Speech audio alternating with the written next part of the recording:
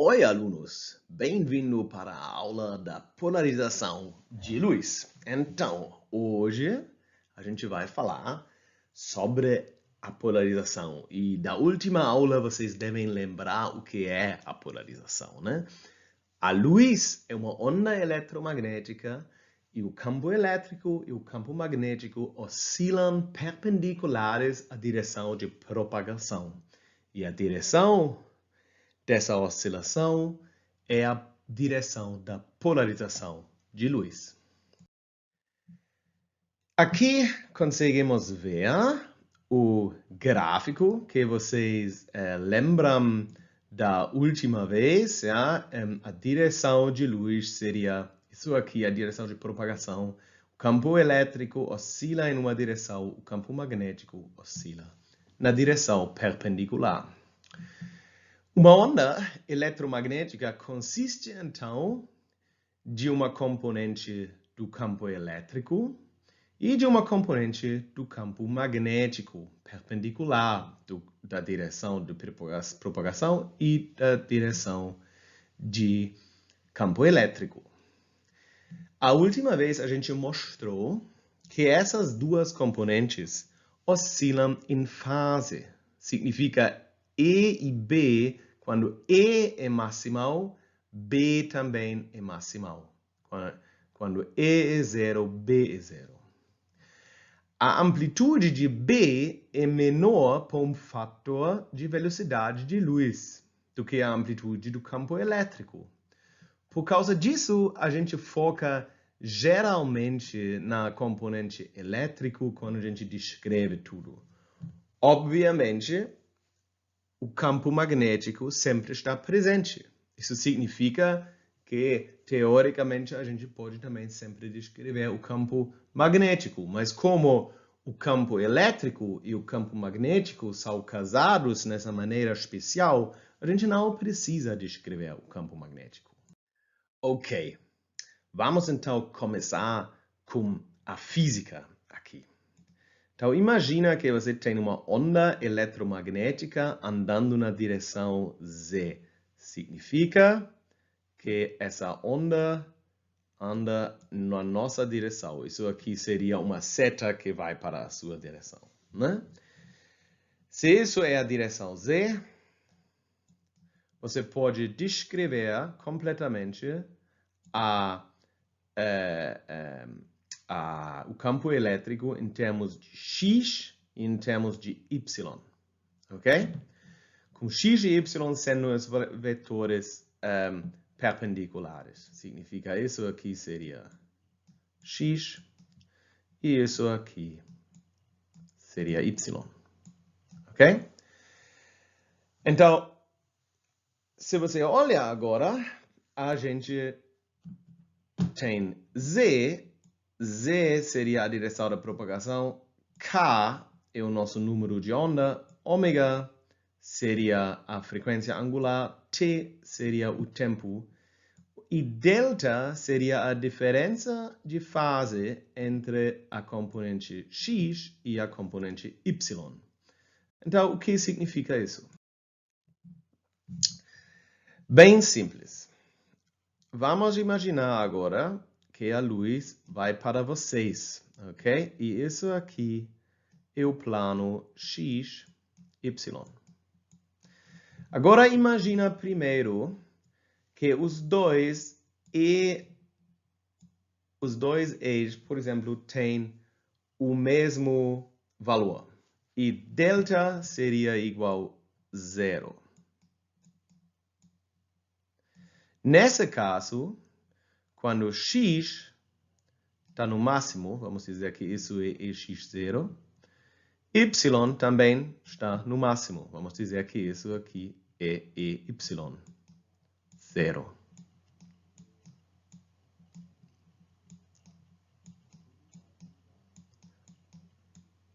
Agora, naturalmente, como os dois oscilam em fase, porque delta seria zero, a gente teria uma oscilação desse tipo. A luz oscilaria assim. Agora vamos assumir, por exemplo, que delta é 90 graus. Mas, além disso, tudo permanece igual. Delta igual 90 graus.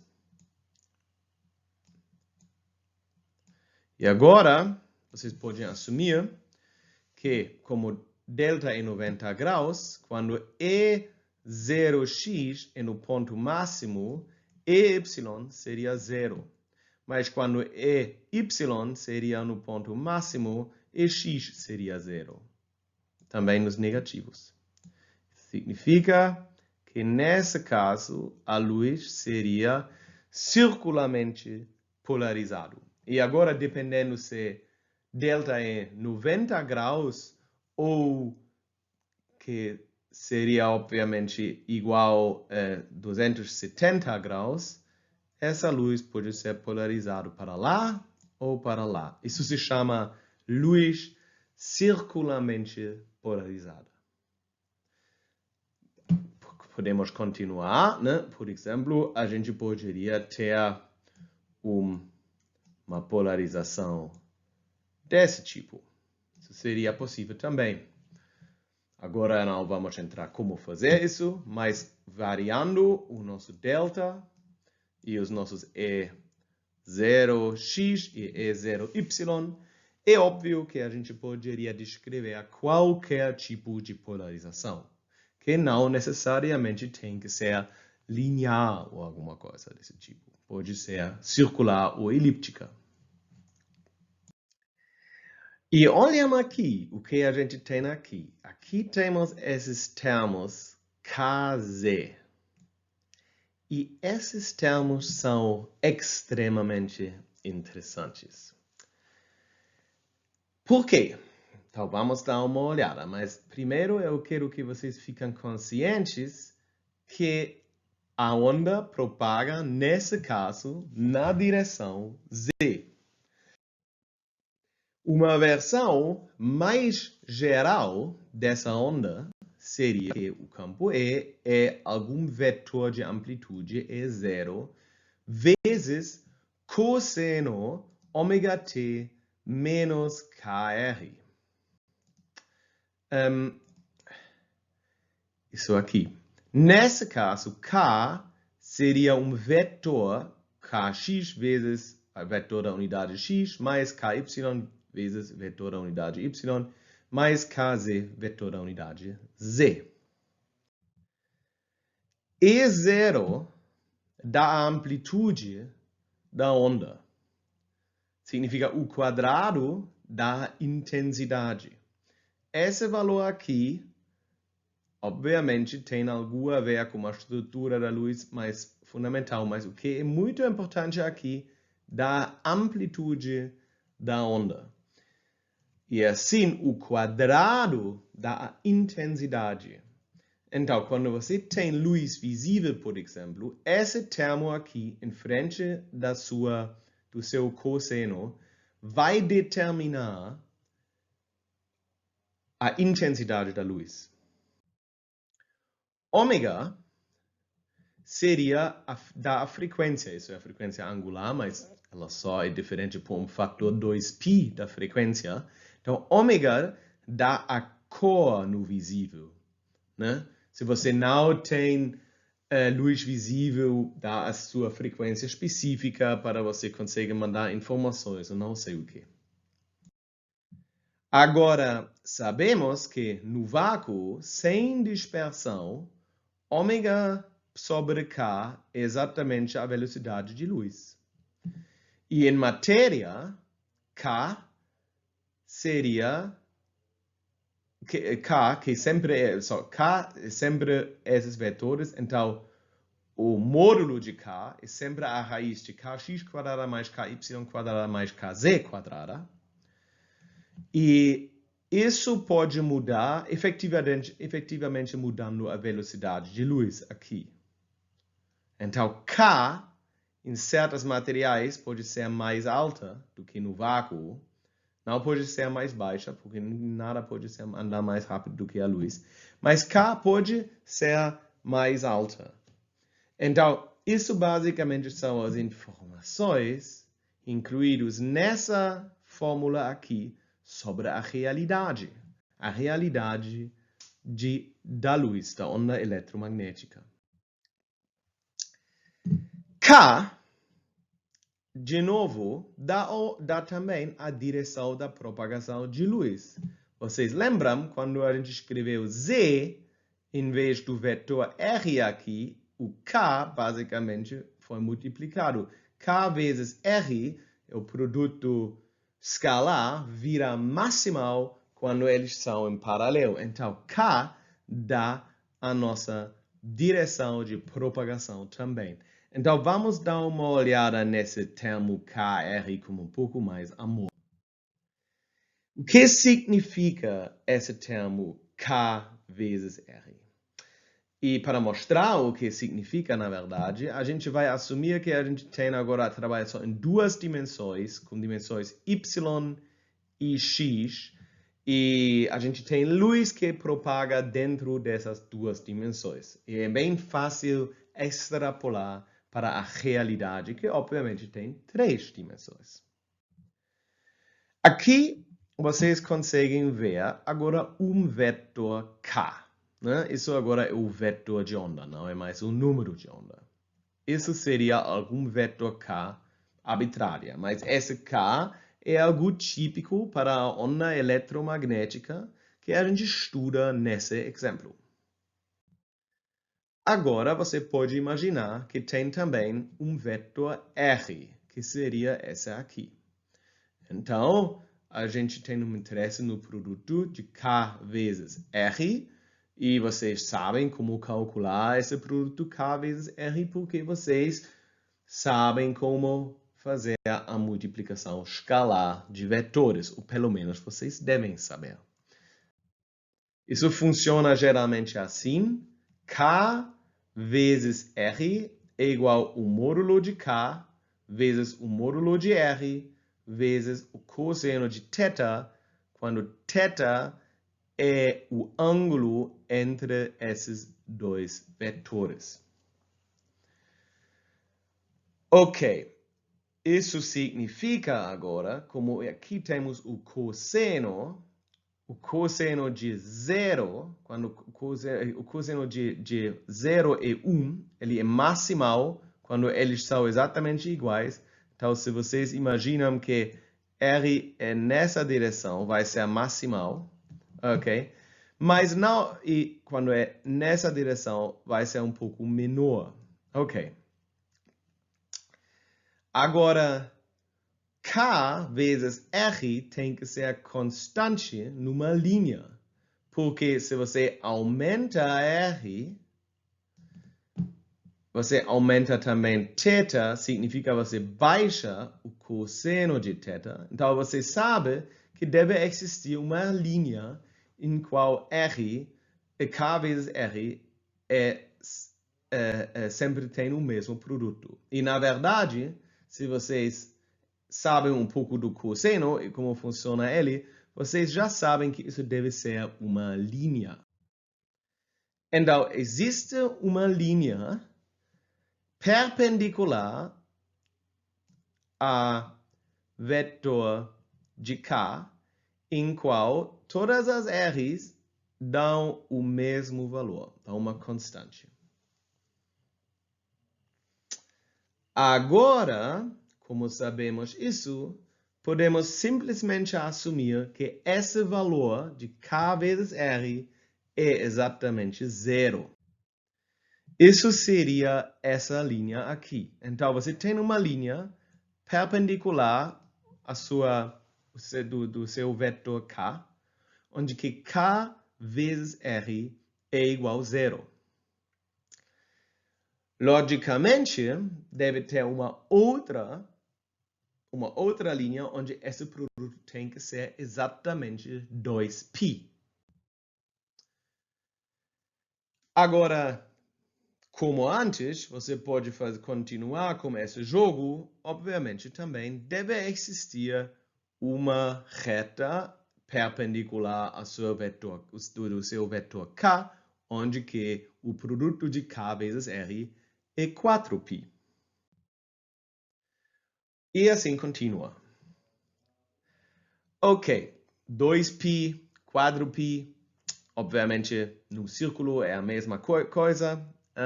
Então, vocês já talvez entendem o que isso significa. Isso tem que ser exatamente lambda. Isso tem que ser exatamente o seu comprimento de onda. E o seu comprimento de onda é conectado numa relação muito simples com o seu número de onda. Lambda é igual a 2π sobre k. Ou, nesse caso aqui, seria o módulo de k. Então, você pode imaginar que essas ondas eletromagnéticas, eles andam nessa direção e eles são basicamente frentes que vão para a sua direção, assim. E cada frente tem a mesma fase. Isso, então, em 2 dimensões, isso é uma linha, em 3 dimensões, isso são paredes, né? Isso são planos, paredes que passam vocês. Isso é uma onda eletromagnética. E numa boa aproximação, quase todas as ondas eletromagnéticas, se a fonte deles não está no seu quarto, muito perto de você, são essas paredes, simplesmente, né? Essas ondas planas. Obviamente, a onda eletromagnética que sai do seu Wi-Fi é mais perto de uma onda esférica, mas quando você está muito distante, é uma boa aproximação pensar numa parede que atravessa o seu corpo. Agora sabemos, ou a gente deve saber, que a velocidade de luz tem que ser ômega dividido por k. E isso significa, isso é a mesma coisa, e vocês devem conhecer as definições de ômega e as definições de k, isso é a mesma coisa como F vezes lambda. A frequência F vezes lambda, o comprimento de onda. E agora eu quero que vocês botem a sua atenção nesses eixos aqui. Como vocês podem ver, as lambdas nessa direção são absolutamente claras. Sempre tem lambda e as frentes vão para essa direção. Mas se você não olha exatamente dessa direção, você tem aqui uma distância muito maior. Chamamos essas distâncias Ly e Lx. Ly e Lx claramente são maiores do que lambda. E isso significa que a velocidade que você mede se você está aqui não é mais ômega dividido por k, mas é ômega dividido por ky, nesse caso, ky. Ou F vezes Ly. Eu chamo isso Ly, eu não chamo isso lambda y, para mostrar que isso não é realmente o comprimento de onda. E Ly dividido por lambda é maior do que a velocidade de luz. Isso é uma velocidade de fase. Vocês já aprenderam sobre velocidade de fase, sobre velocidade de grupo. Isso é um exemplo para uma velocidade de fase na física. VZ tem a mesma coisa. Então, teoricamente, se você tem um equipamento para medir a velocidade de uma onda, e você alinha esse equipamento errado, e você mede sobre esses componentes aqui, você vai medir uma velocidade que é maior do que a velocidade de luz. Isso, na verdade, tem. Existem pessoas que fazem experimentos desses e eles acham que eles desprovam Einstein. Eles não desprovam Einstein. Obviamente, né? Eu espero que isso é claro. Einstein, os olhos dele, é a coisa da nossa disciplina, né? Então vocês sabem. Ok.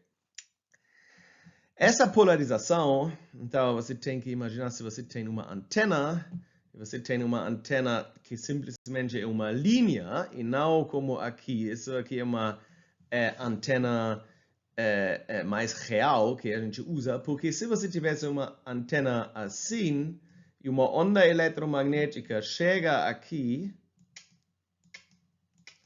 ela tem que oscilar na direção perpendicular, em paralelo da antena, para induzir alguma antena. Por causa disso, antenas, hoje em dia ninguém usa mais esse tipo de antenas, mas por causa disso eles parecem assim. Tá? Porque você quer basicamente ser sensível para luz para ondas eletromagnéticas com polarizações diferentes. Agora a gente pode se perguntar se luz é algo polarizada. Qual é a polarização da luz do Sol?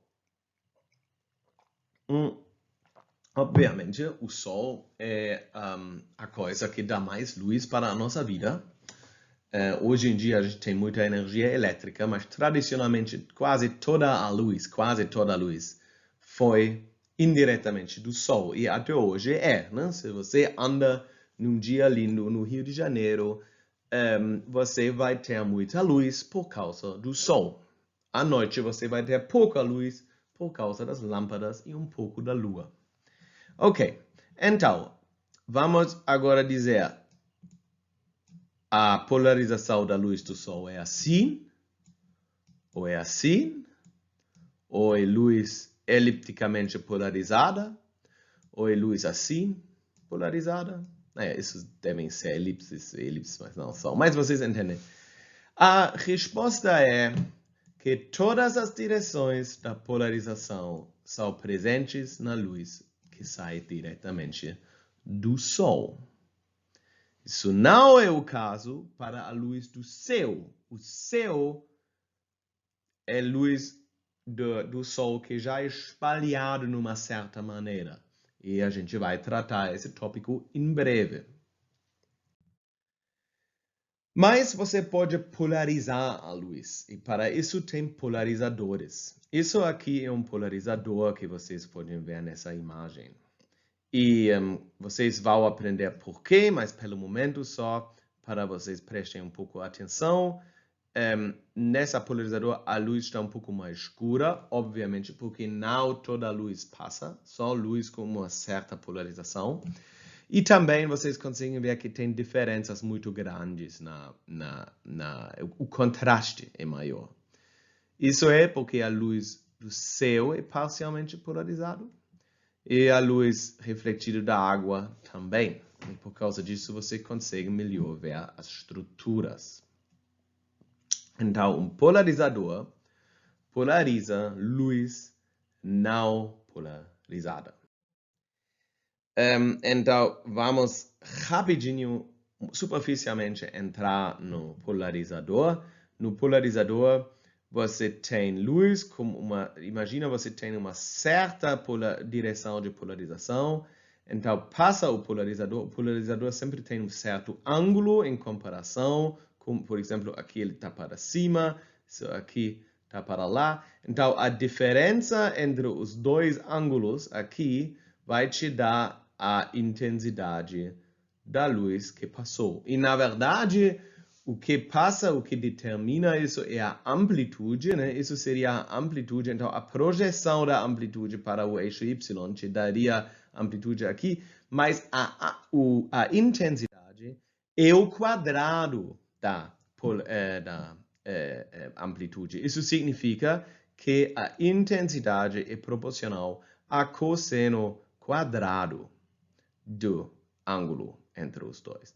Isso se chama a lei de Malus e a gente vai voltar para a lei de Malus um pouco mais para frente. Polarização é algo que tem uma relevância muito grande na vida. Como eu falei, o céu é parcialmente polarizada e luz que é refletida ou refratida, não sei, mas a luz que os peixes podem ver na água, a luz de cima, eles são polarizadas, parcialmente polarizadas. Por causa disso, por exemplo, abelhas conseguem ver a direção da polarização da luz e assim eles conseguem se orientar. E também existem muitos peixes que podem ver a polarização de luz, mas eu não sei quais. Mas tem. Agora, seria uma boa pergunta saber se a gente consegue ver a polarização de luz. E a resposta é sim. A gente consegue ver a polarização de luz.